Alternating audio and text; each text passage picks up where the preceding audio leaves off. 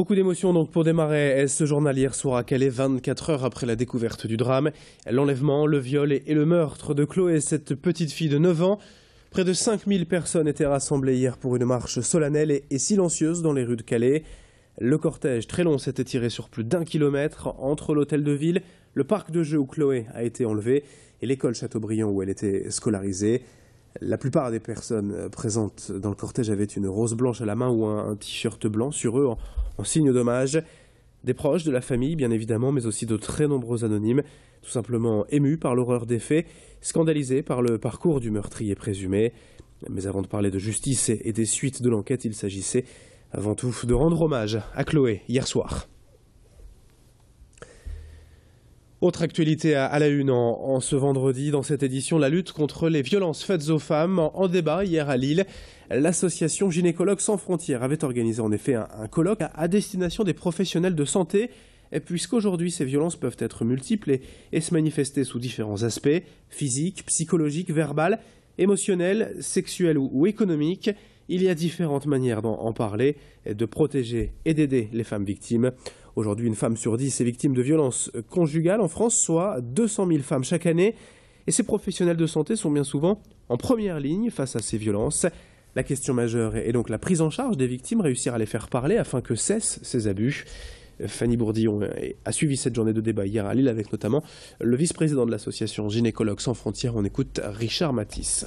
Nous avons fait un premier colloque pour sensibiliser les professionnels de santé en particulier et des travailleurs sociaux sur les violences faites aux femmes afin qu'ils s'intègrent dans le réseau de prise en charge des violences faites aux femmes. Gynécologie sans frontières, c'est une association qui a comme objectif de travailler sur la santé des femmes en détresse en France et dans le monde. Donc on a des missions internationales en Afrique, en Asie et en France en particulier. On est mobilisé depuis 2006 sur tout ce qui est violence. On a commencé par les mutilations sexuelles féminines et maintenant on élargit à tous les types de violences faites aux femmes. Dans ce journal également, je vous le disais en titre il y a un instant, 8 mois après leur application à Lille, les nouveaux rythmes scolaires ont désormais une place à part entière dans l'emploi du temps des enfants.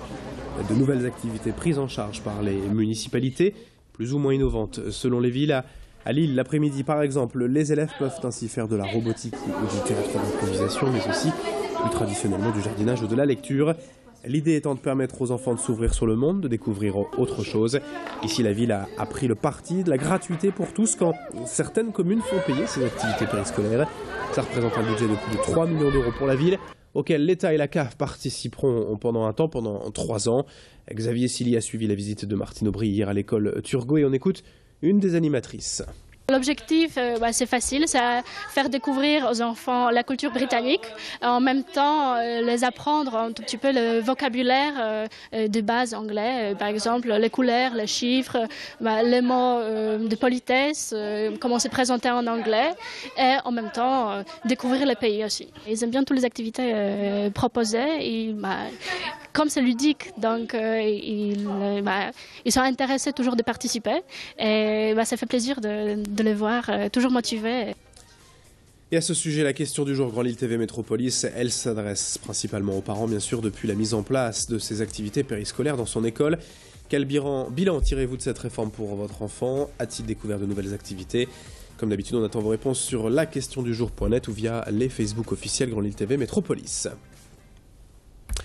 Quelques images également pour évoquer cette campagne d'affichage plutôt décalée actuellement à l'homme. La villa a en effet misé sur l'humour pour sensibiliser ses habitants à la propreté, avec une galerie de personnages au ton caricaturiste et en ligne de mire les encombrants, les tags sauvages, les déjections canines, toutes ces petites incivilités qui rendent la ville désagréable. L'idée de cette campagne d'affichage est d'inciter les habitants à respecter la propreté commune dans une ville où 18 agents en veillent quotidiennement à l'entretien des espaces urbains. On écoutera tout à l'heure les habitants de l'Homme, ce qu'ils pensent de cette campagne. Xavier Silly est allé hier à leur rencontre. Ce sera à 7h30 lors du prochain quart d'heure. Tout de suite, l'agenda sport pour terminer ce journal. Tout d'abord en football, la 33e journée de Ligue 1 ce week-end. Le LOSC reçoit Bordeaux dimanche après-midi à 14h au stade Pierre-Mauroy.